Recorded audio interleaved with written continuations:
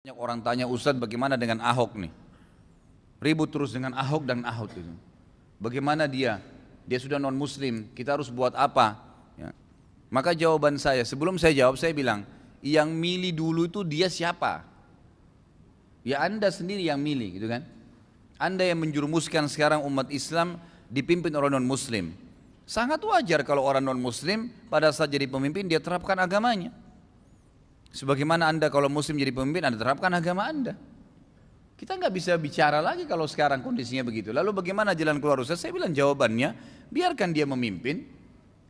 Taati apa yang berbau tidak melanggar agama pada dia. Kalau dia mencoreng Islam, kita tolak. Hanya itu saja. Dan tidak usah dibesar-besarkan perkara. Nanti orang Islam ditindas, nanti begini itu terlalu besar. Siapa itu? Ahok itu dan yang lainnya siapa? Mau dibandingkan dengan Fir'aun yang menguasai setengah dunia, Allah tenggelamkan di Laut Merah. Ada apa-apanya. Apa yang mesti dikhawatirkan gitu? Umat Islam yang harus ambil pelajaran bahwasanya jangan pernah memilih non muslim sebagai pemimpin. Kalau sekarang baru Anda mau demo, Anda mau ribut, Anda mau begini, sudah tidak ada gunanya. Hanya akan merusak saja ya nama baiknya Islam. Apa gunanya kira-kira? Enggak ada gunanya, enggak ada manfaatnya.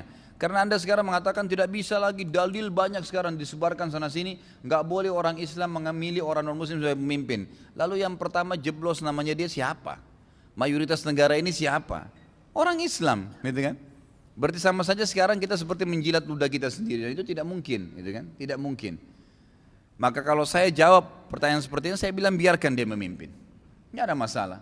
Nggak usah habis-habisin waktu, kita masih banyak jadwal rutin kita ibadah kepada Allah SWT. Setiap hari ada zikir pagi sore, ada baca Quran, ada jenguk orang sakit, kita harus hadir di pengajian. Yang berbau tidak melanggar agama Allah kita patuhi. Tapi kalau yang tidak memang berbau hukum Allah, kita wajar untuk memberikan peringatan dan tidak mentaatinya. Tidak ada pelanggaran di situ. Dan tidak usah terlalu dibesar-besarkan permasalahan. Tapi kalau kita bicara dalam agama Islam, tidak boleh memilih orang non muslim. Dan yang memilihnya berdosa. Yang sengaja memilih non muslim dulu ikut-ikutan, itu berarti dosa. Karena Allah mengatakan tadi, jangan pilih ya, mereka sebagai pemimpin kalian, tidak boleh. Apapun alasannya. Kecuali tadi saya bilang dua keadaan itu ya. Di negara minoritas ataupun diserang tiba-tiba. Dan ini juga dicontohkan oleh Nabi SAW.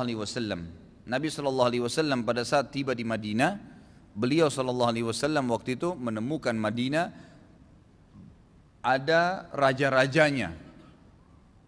Ada raja Yahudi 3, suku Qainuqa, Nadir dan Quraidah.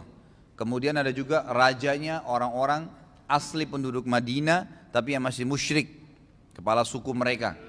Dan ada juga ya, orang-orang dari Ansar, Aus dan Khazraj, suku besar di Madinah yang akhirnya menjadi orang Ansar, juga memiliki pemimpin.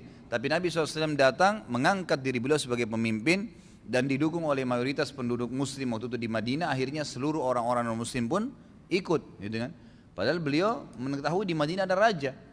Ini berarti ulama mengatakan dalil nyata harus mencontohi Nabi SAW menjadikan orang muslim sebagai pemimpin.